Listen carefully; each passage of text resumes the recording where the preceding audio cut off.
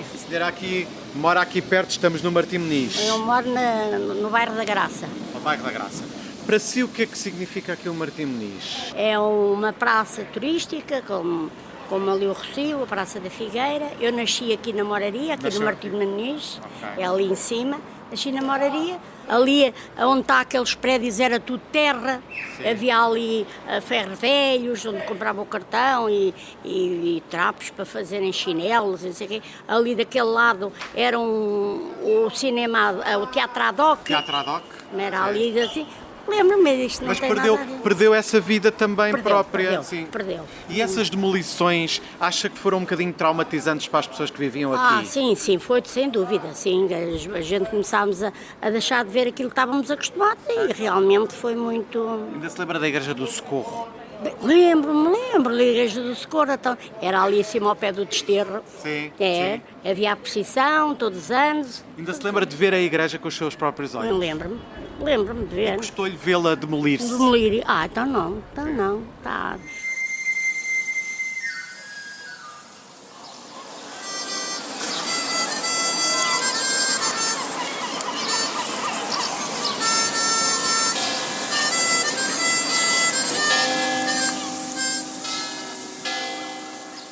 Histórias de Lisboa, um podcast de Miguel Franco de Andrade.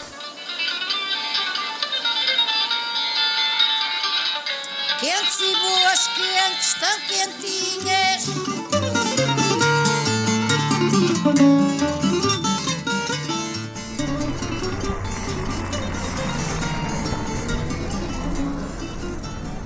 Há quem lhe chame uma ferida aberta no coração da cidade. O Martim Moniz, a velha Rua da Palma e o início da Avenida Almirante Reis estão no centro de um turbilhão que insiste há séculos em não dar paz a esta zona da cidade.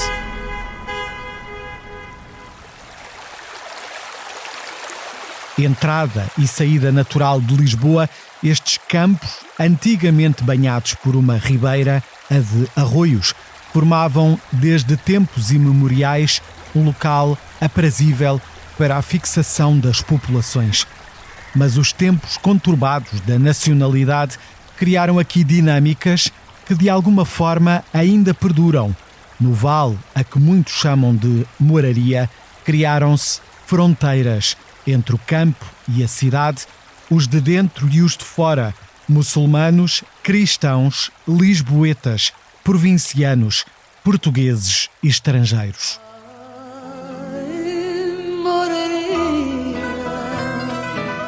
Da velha Rua da Palma. Desde o terremoto, poucas zonas de Lisboa terão sofrido transformações tão profundas e traumáticas como aquela a que o bairro foi sujeito entre os anos 40 a 60 do século XX.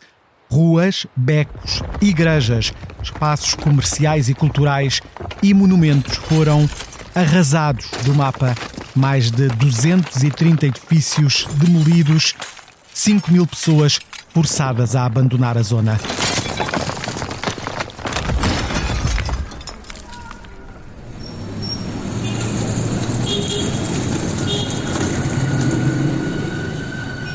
Mas a praça a que hoje chamamos de Martim Moniz é também o símbolo de uma cidade aberta, cosmopolita, pronta a renovar-se e que o descaso, os experimentalismos urbanos e as modas ideológicas, ao longo dos séculos, tendem a manter eternamente à espera de uma solução. Neste episódio das Histórias de Lisboa, vamos percorrer o Martim Moniz e a velha Rua da Palma, a ferida aberta e pulsante no coração da cidade.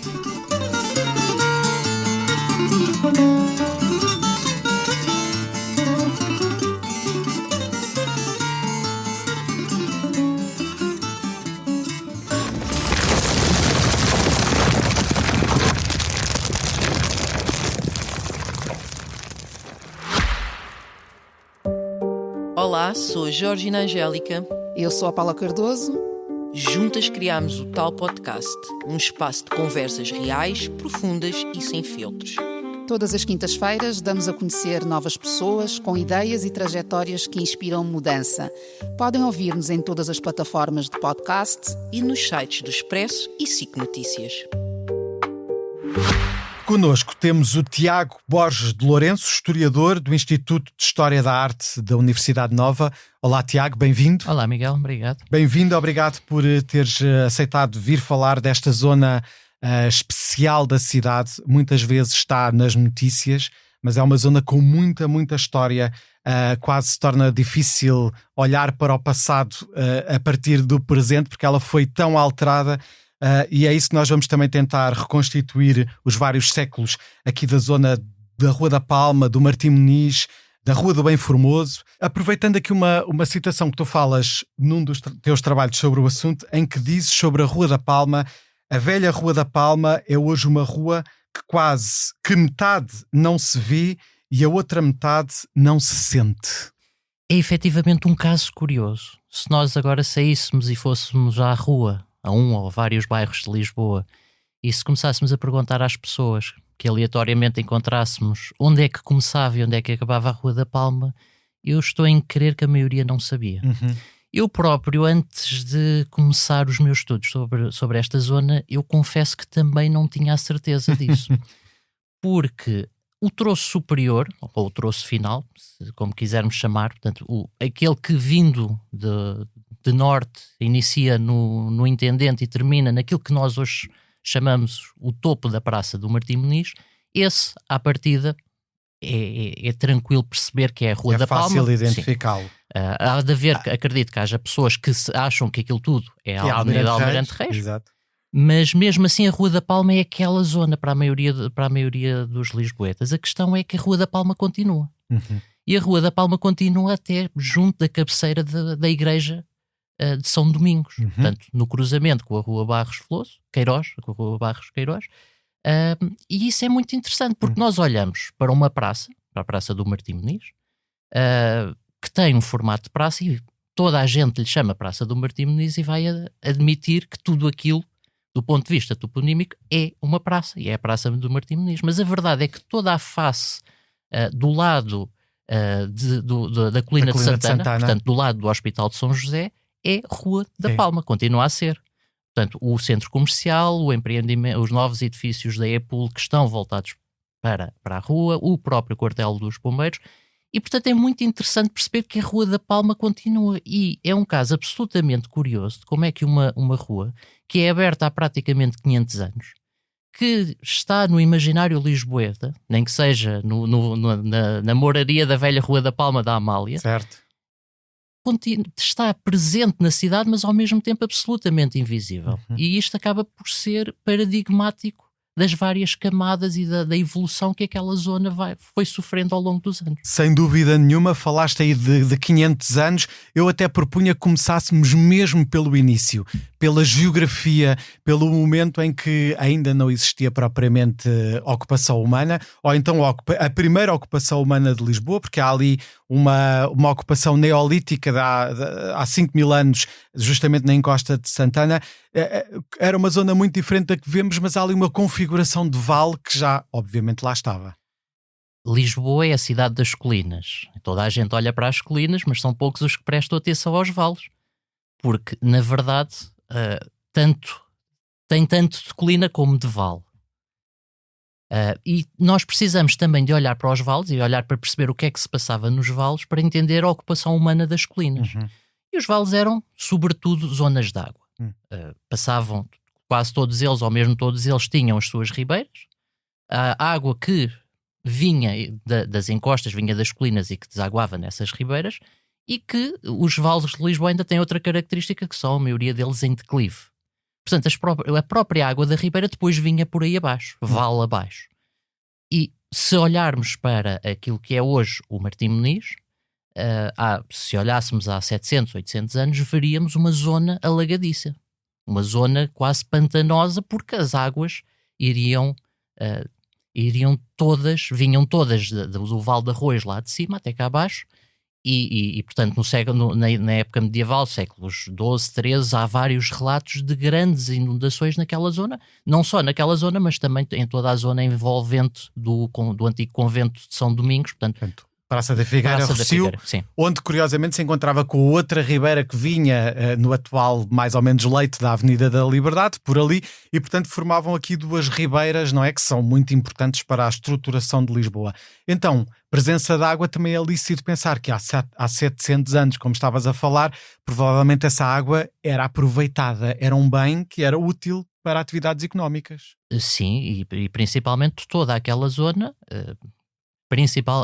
a partir do século XIII, que é quando aquela área já consolidada, um pouco consolidada, a época cristã, já depois da tomada de Lisboa em 1147, toda aquela zona acaba por passar a ser propriedade conventual de alguns dos conventos de Lisboa. Não eram os religiosos que tomavam conta delas, eram áreas que eram afuradas a particulares, que tomavam conta delas e portanto, toda a zona onde é hoje o Martim Moniz teria pequenas hortas e, portanto, seria uma zona de produção agrícola aproveitando justamente a presença da água e, vamos admitir, talvez com solos minimamente férteis. Portanto, falas de propriedades associadas a conventos, mas ao mesmo tempo com uma certa proximidade face ao local onde a minoria muçulmana acabou por se estabelecer depois da conquista de Dom Afonso Henrique, dos Cruzados, não é? Sim, apesar da proximidade com o bairro da Moraria, portanto, com o bairro da comunidade muçulmana da Moraria, eu digo isso porque o nome mesmo acabou depois, por contaminar, não é? E por se manter até hoje, portanto, há um bairro de uma comunidade muçulmana até ao final do século XV e depois há o bairro cristão que mantém o mesmo nome. Sim, a partir do século XV as conversões e a expulsão forçada, não é? dos muçulmanos e dos judeus. Mas toda a zona onde é hoje o Martim Moniz, apesar de ser próximo, não fazia parte desse bairro muçulmano. Certo. Estava ali no limite, não é? Portanto, uma das principais vias de saída da cidade passava justamente por ali. Era uma via que já era usada pelos romanos, passava ali junto do sopé da colina, portanto, onde hoje temos a Rua da Moraria, depois seguia o eixo por aí acima, a Rua do Bem Formoso, que na altura era a Rua do Boi Formoso ou do Boi Formoso, e depois a corruptela avança até Bem Formoso. Reforçando também a ideia rural, de certa forma, portanto, é um boi, que estamos a falar de um boi. Essa parte acho que ainda não está completamente clara. E pelo menos para mim ainda não está completamente clara. Sim. Mas efetivamente era essa via que marcava o final do bairro da Moraria. Sim. Bairro da Moraria que se implanta numa primeira fase na colina norte, ou na face norte da colina do castelo. Sim. Que ao contrário de uma orientação para qualquer um dos três outros principais pontos cardeais, estar voltado a norte é sempre sinal de fraca ou de nenhuma incidência solar. Sim, portanto, sim. Do ponto de vista, estávamos a falar de outras épocas, com outros princípios de salubridade e de higiene, e portanto o sol era fundamental para os próprios sítios. Portanto, são terrenos menos bem cotados, digamos, geralmente associados não são as populações mais ricas, nem que ganharam, digamos assim. É coerente com a ideia da terra dos vencidos, de alguma forma, não é? De alguma forma, embora a historiografia mais atual tenha revisto um pouco essa situação. Havia aquela ideia de que logo imediatamente a seguir à tomada por Dom Afonso Henriques, eles teriam... portanto, a comunidade muçulmana ter sido obrigada a ficar... Hoje sabemos, num espaço segregado ali no norte do castelo. Hoje, de algum modo, sabemos que a cronologia não é bem essa. Não foi imediato, não é? Não, terá sido entre o final do século XIII... aliás, o século XII, início, primeira metade do século XIII, Sim. Mas efetivamente do ponto de vista da localização não é uma localização nobre. É facto que depois as segundas e terceiras fases do bairro da Moraria, quando já começam a ser implantadas mais para norte, as ruas já começam a ter uma direção sul-norte e, portanto, os edifícios já começam a estar voltados a poente. Portanto, já há uma melhoria desse ponto de vista. Mas naquela encosta íngreme que vem do castelo até ao atual Martim Muniz, Sim. era outra lógica. Então temos aqui um espaço que, de certa forma, apesar da propriedade ser de conventos, não é? E já vamos perceber que há um convento em particular que tem aqui grande importância, mas confina aqui, é uma certa zona de fronteira, de alguma forma, aqui de saída da cidade, não é? É a grande via de saída nordeste da cidade. Sim, exatamente. E fica mais claro quando, na década de 1370, é construída a Muralha Fernandina. Ok. Muralha Fernandina é essa que desce do castelo, atravessa aquilo que é hoje, portanto, vamos lhe chamar o Vale da Moraria, que é onde hoje temos a Praça do Martim Muniz, e sobe em direção à Colina de Santana. Curiosamente, temos ainda bastantes testemunhos dessa muralha ali, nomeadamente a torre do Jogo da Pela, não é? Que está, digamos, para o lado da Colina de Santana. É uma torre que está ali um bocadinho mal, digamos, protegida. Enfim, ela sobreviveu 700 anos. Esperemos que sobreviva outros 700. Esperemos que sobreviva mais 700. Pelo menos está lá, mas pronto, talvez pudesse ser mais dignificada. E, enfim, do outro lado também temos os restos da muralha que depois iria ligar ao Castelo de São Jorge. Portanto, a partir daqui cria ali uma barreira, não é? E aquilo até pode ser problemático. Há água, há uma ribeira a passar, que deve provocar grandes alterações naquela zona. Numa primeira fase sabemos, há testemunhos de que a própria muralha criava nas estações mais chuvosas uma própria represa. Meu Deus. E, portanto, a norte da muralha as inundações ficavam piores até do que aquilo que numa primeira fase eram, embora a ribeira continuasse para o seu interior. O que a muralha ali faz é destrinçar de uma forma muito particular, destrinçar duas partes da cidade. Destrinça em qualquer parte da cidade, obviamente. A parte amuralhada é do ponto de vista da defesa, do ponto de vista também da qualificação do espaço, mas aqui nota-se de uma forma muito clara. E é uma coisa que se nota inclusivamente até meados do século XIX. Os de dentro e os de fora. Mais do que os de dentro e os de fora é a forma como, especialmente a partir do século XVI, a parte de dentro, aquilo que se chamava a horta de dentro, se desenvolve e começa a ter uma ocupação humana que a parte de fora não tem. É essa a grande diferença. Estávamos, e agora avançando para o início do século XVI, estávamos numa fase em que era efetivamente favorável ao crescimento da cidade. Há editos de alvarás de Dom Manuel, justamente a permitir o corte, a permitir o derribe dos olivais, né? para a construção. Portanto, um esforço de densificação urbana, não é? Dentro do espaço amuralhado. Lisboa naquele tempo era uma das principais capital, cidades claro, da Europa e portanto, depois da expansão, não é? A chegada dos portugueses a Brasil, à Índia, etc. E, portanto, é uma altura de crescimento. De absoluto crescimento. E não cresce necessariamente só ali. Começamos, por exemplo, a ver as zonas, nomeadamente do Bairro Alto. É uma zona, o Bairro Alto, toda aquela zona em torno do Chiado, portanto, é uma zona de crescimento, mas não só. Depois temos um pouco à frente também o famoso, menos que o posterior, mas o terremoto de 1531, que leva também à construção de pequenos núcleos já fora da zona central da cidade. Mas aqui eu diria que o que leva é a urbanização desta zona, desta horta de dentro, terá sido o facto de estar quase paredes meias com o grande estaleiro da época, que era a construção do Hospital Real de Todos os Santos. Claro. No Recio, o atual Recio, Praça da Figueira, não é?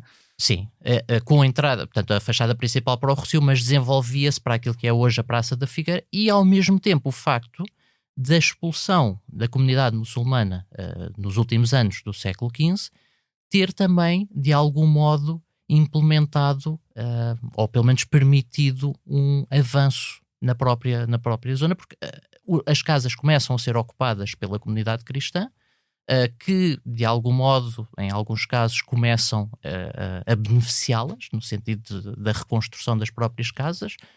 É uma época em que se constrói algumas igrejas cristãs, também para marcar a diferença. Definitivamente, claro, dos poderes. E Sim. portanto é ali uma zona, é uma época em que se sente esse avanço também da ocupação do território. A primeira rua, ou pelo menos a primeira assim mais importante a ser aberta, é uma rua que vem do largo, ainda hoje existe, a Rua Barros Queiroz, que passa à ilharga da igreja de começa no largo de São Domingos, passa ao lado da igreja e vai ter até próximo do que é hoje o Martim Moniz. Sim, portanto, quem vem da Praça da Figueira tem o Hotel Mundial à direita, é essa rua... À esquerda. À esquerda, perdão. Sim, exatamente. Sim. Exatamente. Portanto, é aquela que vem desde o Largo de São Domingos, próximo do Teatro Nacional. Exato. E em meados do século XVI, portanto em 1552, o afurador do terreno esse que pertencia ao mosteiro de São Vicente de Fora, Cá está. ele propõe abrir uma rua. E essa proposta começa por mudar tudo o resto. Essa rua é o primeiro troço da Rua Nova da Palma, hoje Rua da Palma, que é aberta entre 1554 e 55. Okay. E portanto, a Rua Nova da Palma tem quase 500 anos. 500 anos. Certo. Quase Certo. 500 anos. Uma curiosidade, Nova pressupõe a existência provavelmente de uma outra que era a Rua da Palma só, não necessariamente. Nova no sentido de um termo que inclusivamente foi usado durante vários tempos, que era a ideia da rua aberta novamente. Ok. Portanto, Uma nova. Não por oposição, ou seja, não tem a ver com a toponímia, não por oposição a uma rua velha, mas é uma rua nova. Ok.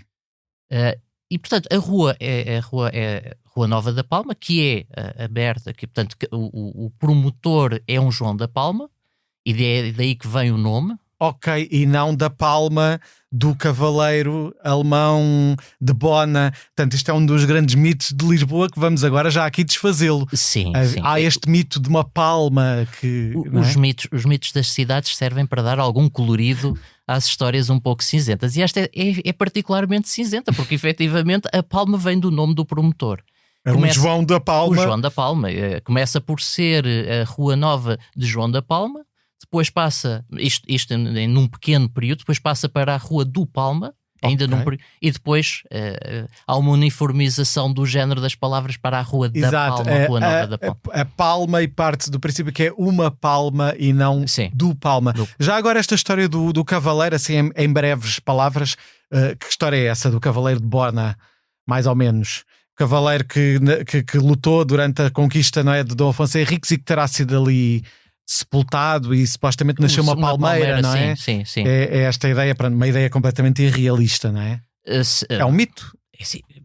Vamos admitir que não aconteceu. Na prática poderia ter acontecido. Não estávamos lá. E portanto a beleza dos mitos também é isso que eu disse mesmo, ou seja, é para dar algum colorido, mas neste caso efetivamente sabemos que há um Palma. Há um Palma que... Portanto, podíamos chamá-la Rua do Palma hoje em dia, mas não aconteceu. Pois, efetivamente, e agora também será ao fim de 500 anos, talvez também seja já tarde demais. Então esta rua, esta primeira grande rua, portanto é uma nova, um novo desenvolvimento, um prolongamento da cidade, passava mais ou menos onde é essa atual Rua da Palma, digamos do lado da colina de Santana do Martim Moniz, ou não era exatamente por aí? Era exatamente por aí. Aliás, no arranque, os 2-3 primeiros prédios ainda estão mais ou menos no sítio onde estavam.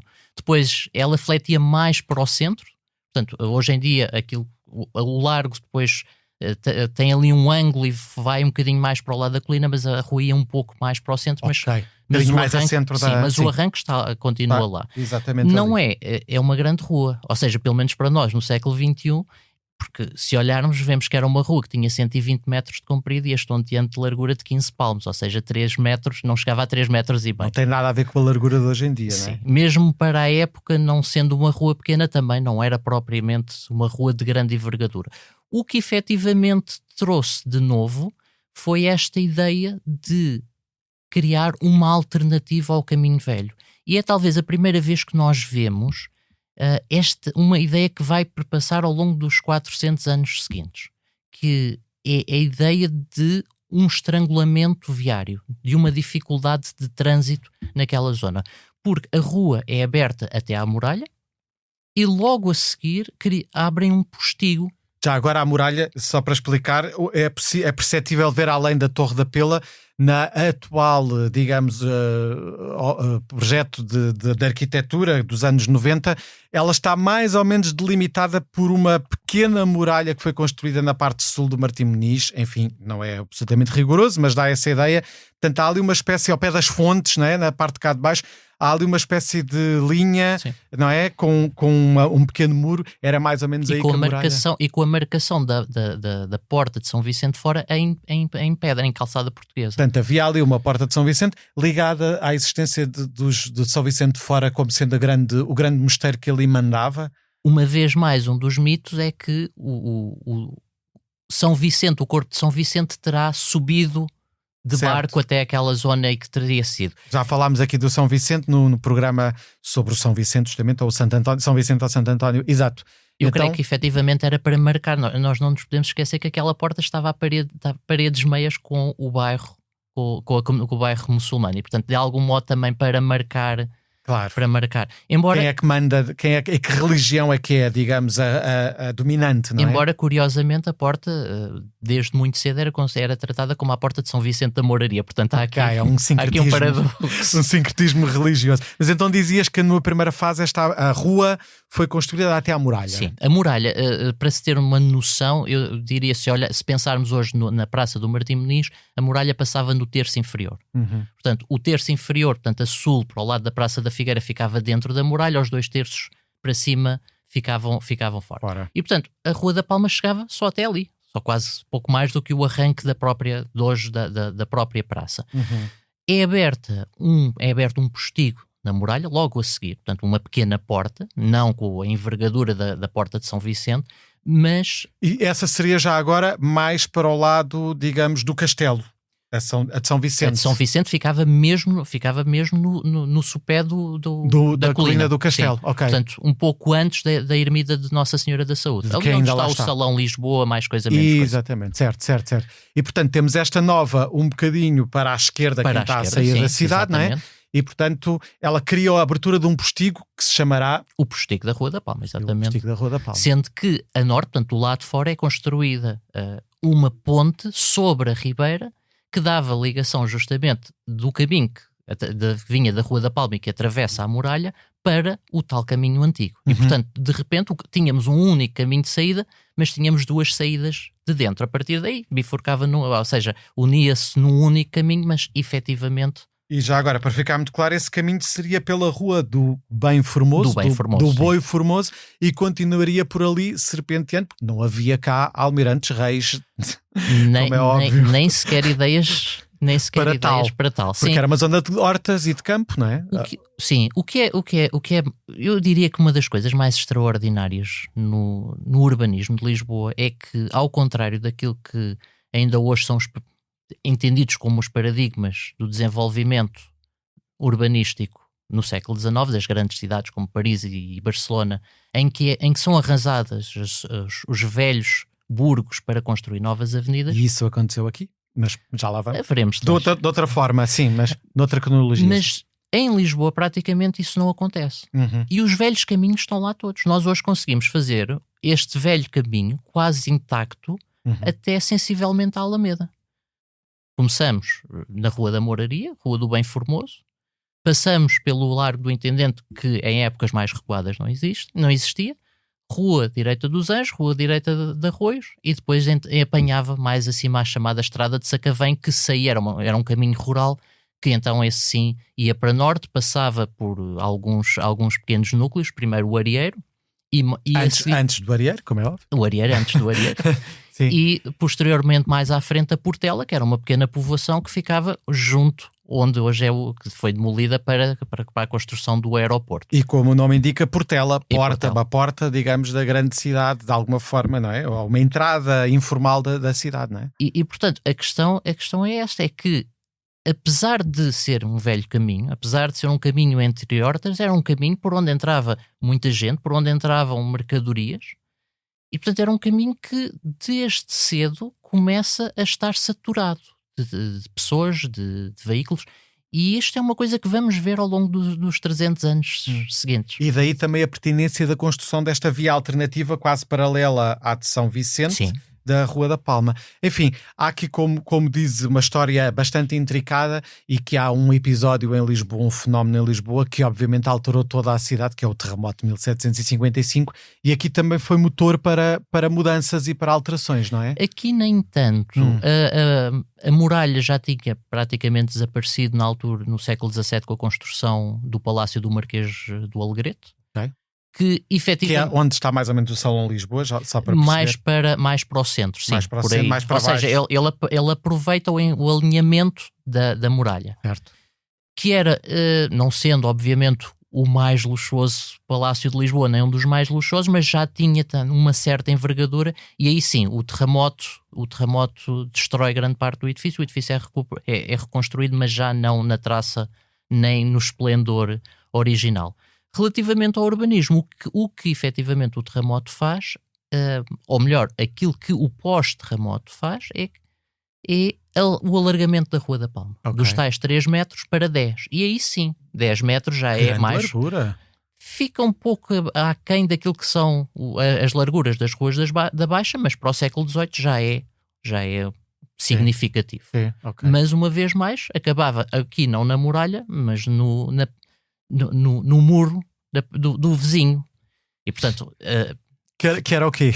Eram terrenos agrícolas, continuaram a ser terrenos agrícolas. Ou seja, para o lado de São José, no final do século XVI, constrói-se a igreja Nossa Senhora do Perpétuo Socorro, que é demolida, que desaparece em 1949. 49, Sim, 50, mas exato, já vamos falar dela. E aí há 2 ruas, são construídas 2 ruas, mas na zona central continua uma zona de hortas. De hortas, sim.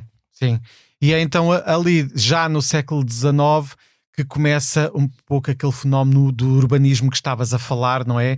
E que pela primeira vez, talvez na história de Lisboa, depois do terremoto, há aqui um certo surto de desenvolvimento um bocadinho mais planeado, com muitos avanços e recuos, não é? Com projetos que são planeados e depois não avançam, mas ali, alguns a meados do século XIX, então há desenvolvimentos nesta rua. Há um novo fulgor, efetivamente. Há um projeto, antes ainda dos tempos que veremos nas décadas de 60, 70 e 80, dos grandes planos de urbanização de Lisboa, antes ainda há um plano de prolongamento da Rua da Palma. Século XIX. Entre 1858 e 1860. Ok. E é um projeto que é feito direitinho.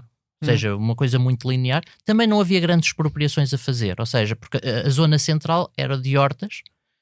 O que é demolido nessa altura a ermida de Nossa Senhora da Guia, uma pequena ermida que é construída no pós-terremoto, que daquilo que me parece não teria grande interesse nem arquitetónico, nem verdadeiramente devocional. Onde é que ela estaria? Porque de facto ainda há ali uma Rua da Guia que perpetua Sim. a existência provavelmente dessa ermida. A ermida estaria mais ou menos a meio de onde estava, no enfiamento da Rua da Palma. Ok, portanto mais ou menos ali a meio, estaria onde hoje a meio da placa central do Martim Muniz. Certo. Essa foi sacrificada, mas não a da Senhora da Saúde. A da Senhora ainda da Saúde neste momento, pronto, ainda estava. Ainda lá está. Ainda não fazia ideia o que é que iria acontecer naquele espaço, e portanto a Rua da Palma, como estava mais para a esquerda, portanto mais para o ocidente, certo. a da Saúde estaria salvaguardada. Mas era uma ermida que já existia, que já tinha grande devoção, aliás, Sim. como hoje, não é? Sim. Aquela ermida não é muito importante para a Senhora da Saúde, as procissões. E as procissões, sim. Claro, certo. A Rua da Palma é então prolongada até ao Intendente. Ok. O que, para a época, já é um prolongamento com algum fulgor. Estava-se nesta altura a fazer o grande aterro da Boa Vista e, portanto, de algum modo isso acaba por secundarizar. Portanto, 24 de julho, só para as pessoas se situarem, não é? Ali na marginal de Lisboa. E, portanto, isto de algum modo ficou um bocadinho secundarizado. Mas olhando para trás, tem algum peso. Alguma dimensão este prolongamento. Sim, numa altura em que, efetivamente, não eram comuns estes prolongamentos assim. Portanto, reforça esse paralelismo da Rua do Bem Formoso. Basicamente, a Rua do Bem Formoso lá está e este prolongamento da Rua da Palma corre paralela. E sim. encontra-se, digamos, onde hoje acaba a Rua do Bem Formoso, que é o Lar do Intendente. E onde acaba a Rua da Palma. E onde acaba a Rua da Palma, justamente, depois já houve o prolongamento, Sim. mas só ali é que é Rua da Palma, a partir dali é que é Almirante Reis. A partir dali é Almirante Reis. Sim. E o que é curioso é que isto é um processo cheio de paradoxos, que de cada vez que se fazia uma obra com alguma envergadura, eles chegavam à conclusão que do ponto de vista viário acabava por não surtir efeito. E portanto... Estavam sempre atrás do prejuízo. Estavam sempre atrás do prejuízo, exatamente. Estávamos numa fase em que a população de Lisboa começa a crescer. Estávamos também numa fase em que o mercado da Praça da Figueira também já tinha alguma dimensão e, portanto, as mercadorias iriam entrar, sobretudo, por ali. Um enorme êxodo rural do país todo, Sim, não é? Há um início também de uma industrialização incipiente, não é? Pessoas de todas as regiões do país, algarvios, beirões, galegos, não é? Que também confluem muito para aquela zona, sim. E, portanto, rapidamente, e à boleia do que são esses planos de urbanização, começa-se a pensar em prolongar para norte esse eixo da Rua da Palma. Okay. E é aí que se desenvolve em 1877 o anteprojeto da Avenida dos Anjos. Avenida dos Anjos porque estava maioritariamente na freguesia dos Anjos, porque passava ao pé da Igreja dos Anjos. Aliás, não passava ao pé da Igreja dos Anjos, passava sobre a Igreja dos Anjos. É engraçado, não é? A Igreja dos Anjos estava exatamente onde está, mas no próprio leito da avenida teve de ser demolida. Teve de ser demolida. 1908, sim. Okay. E a outra reconstruída ao lado. Sim. Ou seja, ele começou a ser reconstruída antes daquela ser demolida. Sim. E é um caso absolutamente fascinante porque todo o interior, portanto, a nova igreja é construída com as dimensões da antiga e todo o interior é trasladado de uma para a outra.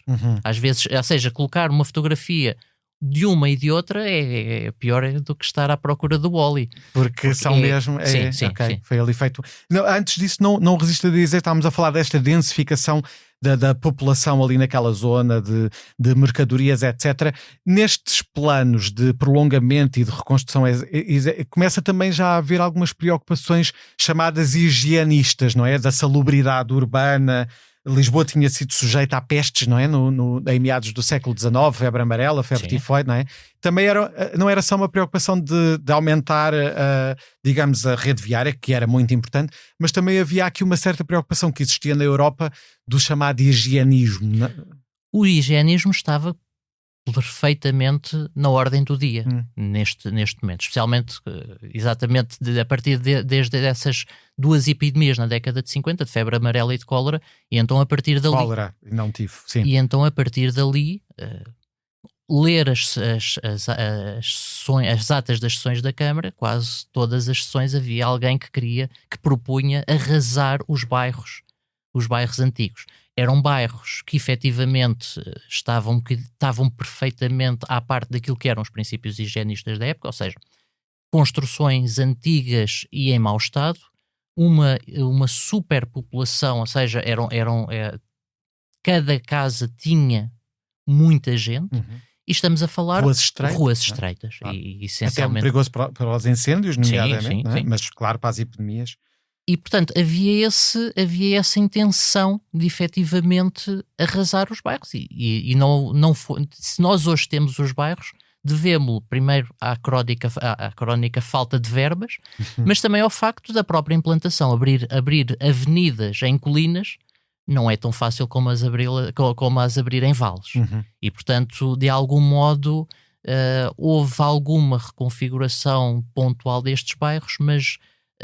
conseguimos mantê-los, até porque na altura estava ainda a começar esta ideia da defesa do património, portanto estava ainda numa fase muito, muito inicial. Às vezes não haver dinheiro é bom para estas coisas da preservação do património. Acho que Lisboa é uma história dessas muito eloquentemente disso. Mas então estamos a falar de uma avenida que se chama primeiro dos Anjos e que depois vai mudar de nome ao sabor dos acontecimentos nacionais.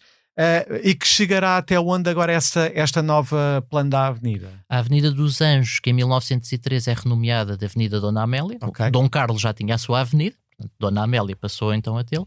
E em Nos 19... últimos anos da monarquia, não é? Sim. Não sabiam eles ainda que ia ser E assim. logo imediatamente a seguir à implantação da República passa a ser a Avenida Almirante Reis. A Avenida Almirante Reis, que toda a gente conhece, mas nem toda a gente sabe quem é o Almirante Reis. O Almirante Reis está na toponímia de quase todas as cidades de norte a sul do país, só que não como Almirante Reis, mas como Cândido dos Reis, que era um dos grandes promotores dos que estava efetivamente na linha da frente pela República, e estava de facto a conspirar para a sua implantação. Efetivamente, o Almirante Reis, num momento de algum desespero, acaba por se suicidar na véspera do Ele estava incumbido de uma missão e ele pensa que não tinha sido bem sucedida e resolve tirar a sua própria vida, não é? Sim. Pensando que tinha, digamos, abortado a Revolução Republicana. Não é? E havia portanto, ele acaba por ser não é bem um mártir, mas um símbolo, e quiseram torná-lo a símbolo. Ele e o Miguel Bombarda, outro dos correligionários, que estava também na linha da frente e que poucos dias antes também é assassinado por um doente, não é? Sim. Portanto, duas figuras do republicanismo que não estão na toponímia do norte a sul do país. E que não usufruíram desse regime porque eram grandes defensores deles, mas por uma razão ou outra morreram, enfim. E então temos esta Avenida dos Anjos que começa então a prolongar-se, não é? Sim, numa primeira fase. Agora já Almirante Reis. Numa primeira fase deveria chegar até à estrada de Sacavém, portanto, na zona onde é hoje a Alameda, mas como a Câmara Municipal de Lisboa teve quase 30 anos para chegar a acordo com os Hospitais Civis de Lisboa para a expropriação da cerca do Hospital de Arroios, chegou apenas e só à antiga circunvalação, que era o limite viário e administrativo que é a atual cidade, Praça do Chile. Que é a atual Praça e do ainda Chile. Lá está o edifício do hospital, Sim. não é? Expectante ali entre o parque de estacionamento e o fantasma. À espera de melhores dias. À espera de melhores dias, exatamente. Era aí a circunvalação, digamos, a rua circular, a avenida circular, a estrada circular, não é? Que determinava, digamos, um fecho económico de e que depois continua pela Moraes Soares até o Alto São João. Claro, até chegar a Santa Apolónia, mais ou menos, não é? Sim. E que fazia essa circular. Então temos esta Almirante Reis que chega aí, depois à Alameda, como estavas a dizer, que ainda não estava construída nesta altura, anos 30, creio eu, não é? Sim. Começa a ser construída, por aí. Mas aqui, estamos a prolongar para a saída da cidade, mas há um problema amontante, que é a ligação deste eixo, que entretanto se tornou um eixo mais significativo, com a velha cidade que está lá atrás, não é? Esse problema não foi sucessivamente adiado, não é? E não resolvido. Era um bocadinho, era por aí que eu estava a referir anteriormente, ou seja, de cada vez que parece que de cada vez que a Câmara Municipal fazia um grande empreendimento, a situação piorava. Porque nesta primeira fase, com a construção da Avenida Almirante Reis, esta primeira fase até ao Chile, é construído um conjunto de novos bairros em torno da avenida, mas também novos bairros na Estefânia, novos bairros no Alto do Pina, novos bairros na Penha de França, de pessoas que, quando queriam vir para o centro de Lisboa, usavam... Vão congestionar aquela via, Exatamente, claro. E havia um escalonamento. A Avenida Almirante Reis tinha 25 metros de largura, o último troço da Rua da Palma tinha 14 e o primeiro tinha 10. Estrangulamento Portanto, total, é um afunilamento. Claro. E então, um dos alargamentos que acontece é sacrifica, de certa forma, o início da Rua da Palma, que era um sítio de entretenimento quase, não é? De boémia. Sim. No início do século XX, não é? Que ficava ali mais ou menos onde foi depois construída a garagem Lis, a famosa garagem Lis. Que agora é um continente, mais ao lado do continente. Sim. E essa zona era uma zona de espaço de entretenimento. Era o Coliseu da Rua da Palma. Portanto, o outro Coliseu, além do Coliseu, claro.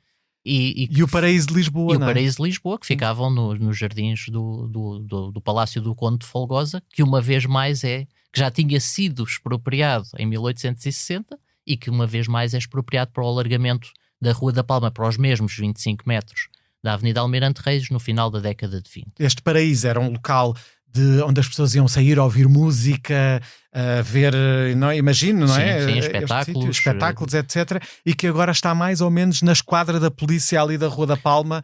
É mais ou menos aí por essa zona. É mais para cima, é mais mesmo para na cima. zona da garagem lixo, ou ok. seja, daí da esquadra até a garagem lixo, era toda essa zona. Toda essa zona, ok. Sim. Então Era uma área de jardins, as pessoas fruíam no exterior. há este, certo, Sim. há este alargamento nessa zona, mas a amarração, digamos, ali na Cidade Velha ainda é um problema. E Sim. há ali uns planos até inclusivamente de fazer uns túneis Sim. nos anos 30, não é? A partir da década de 80 a Câmara Municipal de Lisboa começa a fazer plano atrás de plano, projeto atrás de projeto, não concluiu nenhum, desde o alargamento da Rua da Palma na zona do Val da Mouraria, a construção de novas ruas, ao alargamento de outras ruas, até esses túneis, um túnel que iria justamente até à zona do Rossio. Nada Portanto, disso. passaria debaixo da zona toda do Hotel Mundial atualmente, não é? Não, passaria para a zona, por baixo na zona, iria Da Colina sair, de Santana? sim, Ok. por volta talvez do Palácio da Independência, mais coisa, menos coisa por ali. Bem, que obra faraónica, não é? Ainda vamos ver a próxima. Sim. A próxima é que é a faraónica. E há um sentimento, quando a documentação revela um sentimento de urgência cada vez maior.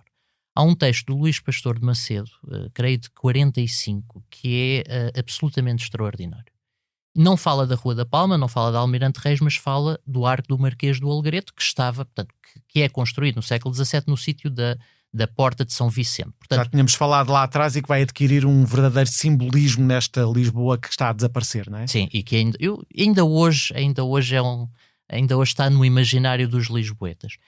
E dizia ele em 45 que debaixo desse arco, portanto, no velho caminho, nem estamos a falar no novo, no velho caminho passava O tal de São Vicente, não é? O tal de São Vicente, depois ia pela Rua da Mouraria, passavam 150 mil pessoas por baixo do arco.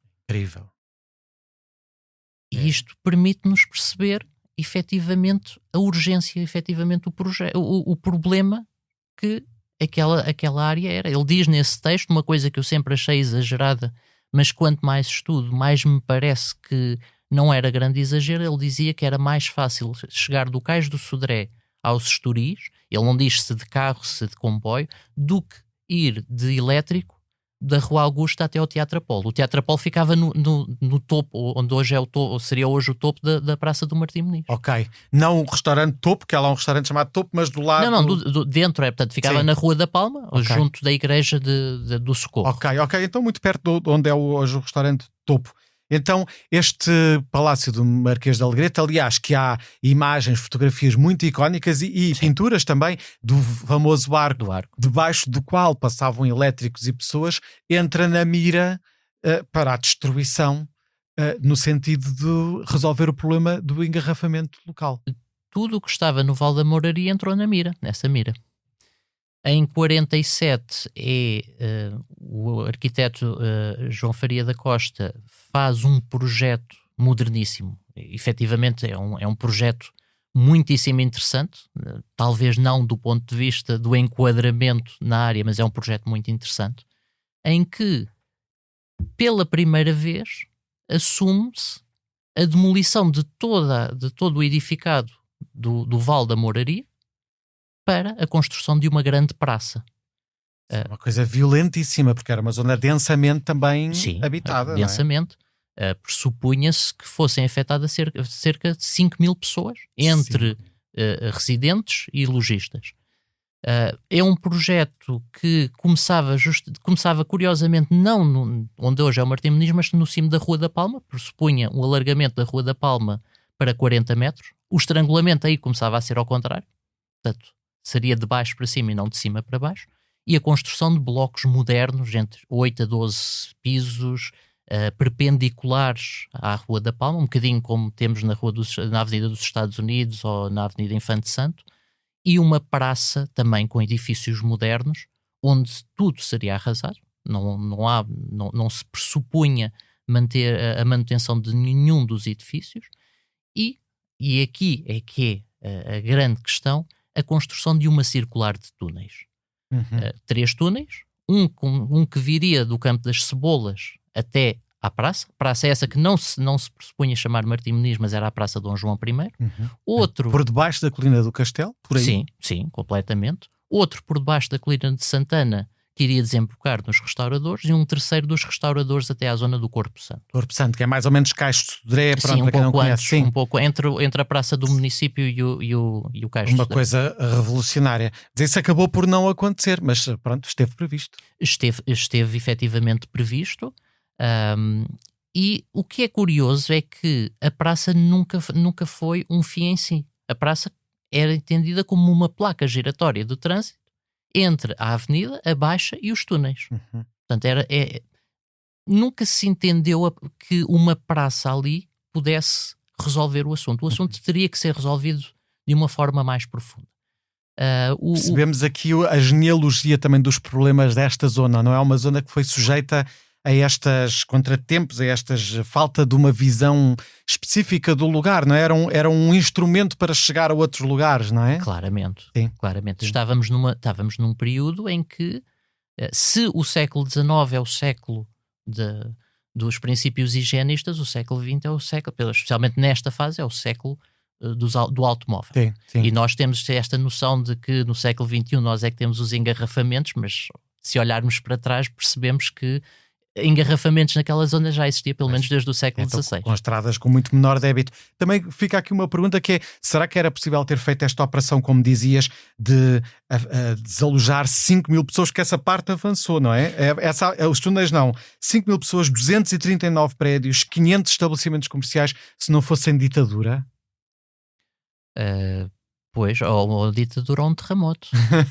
Porque efetivamente, pelo menos em Lisboa, em Lisboa não seria possível de certeza. Vimos-lo acontecer noutras cidades europeias, mas em Lisboa provavelmente... Com a Segunda Guerra Mundial, nomeadamente, também um acontecimento cataclísmico. Sim, ou antes, mas não é? referia mesmo ao caso de Paris e de Barcelona, que efetivamente não precisou de nada muito fora do normal para ter acontecido. Tem decisões políticas, não é? De fazer grandes boulevards, grandes avenidas. Mas efetivamente eu acho que foi quase um desespero. Eu provavelmente, se a Primeira República se tivesse mantido, não tinha forma mesmo de estrutura, não tinha estrutura política, não tinha também fundos para fazer este plano. Uma operação desta dimensão. Porque na verdade o plano ficou por cumprir.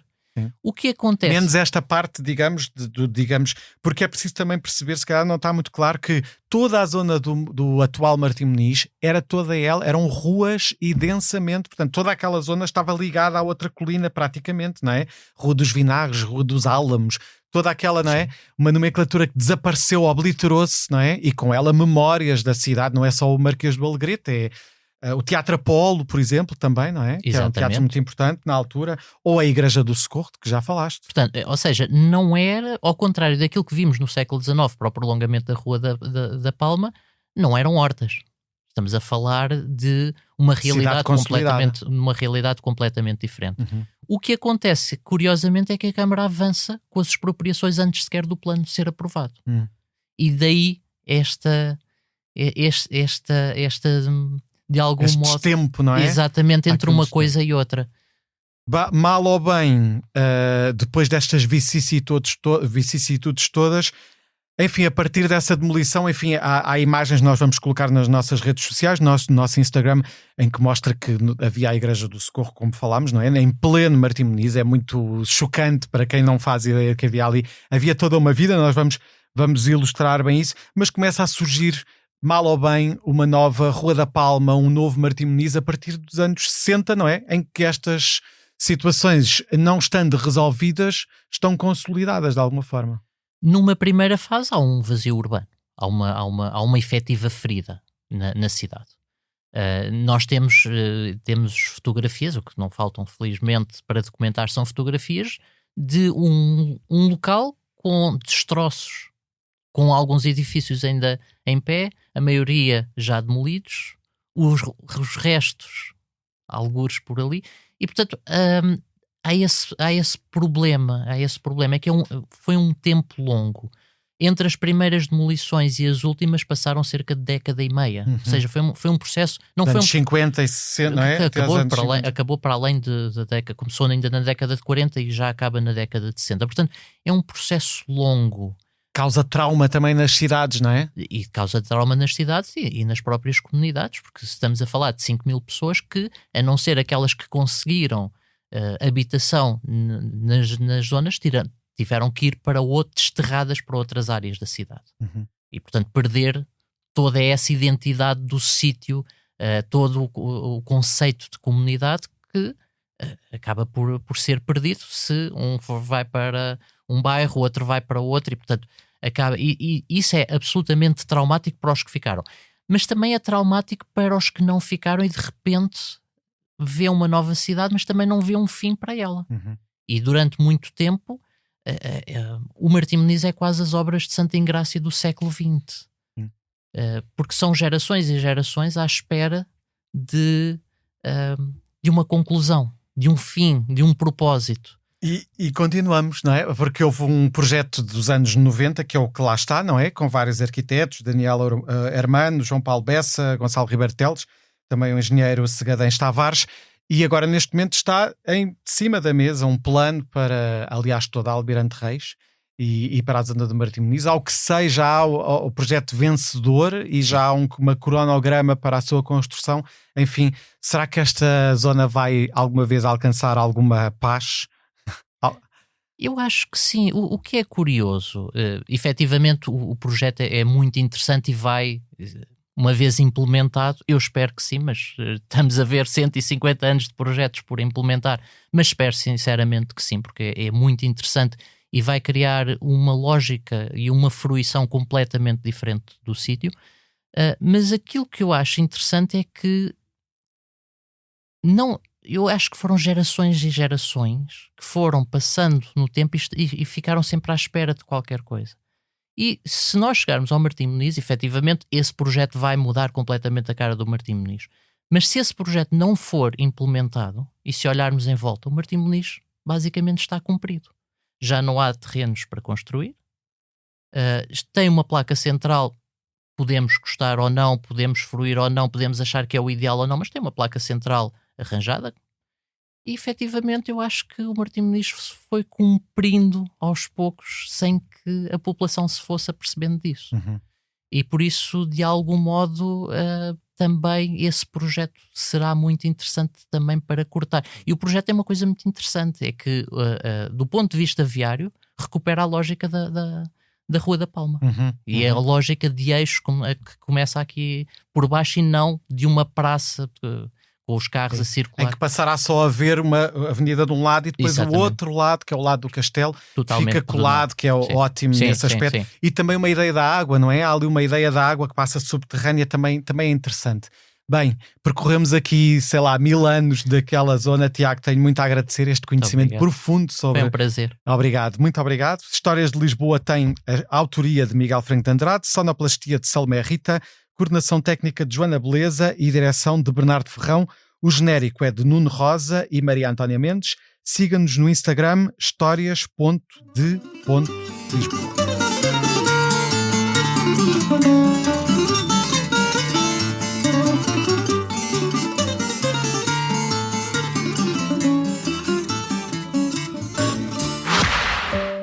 Olá, sou a Georgina Angélica. Eu sou a Paula Cardoso. Juntas criámos o Tal Podcast, um espaço de conversas reais, profundas e sem filtros. Todas as quintas-feiras damos a conhecer novas pessoas com ideias e trajetórias que inspiram mudança. Podem ouvir-nos em todas as plataformas de podcast e nos sites do Expresso e SIC Notícias.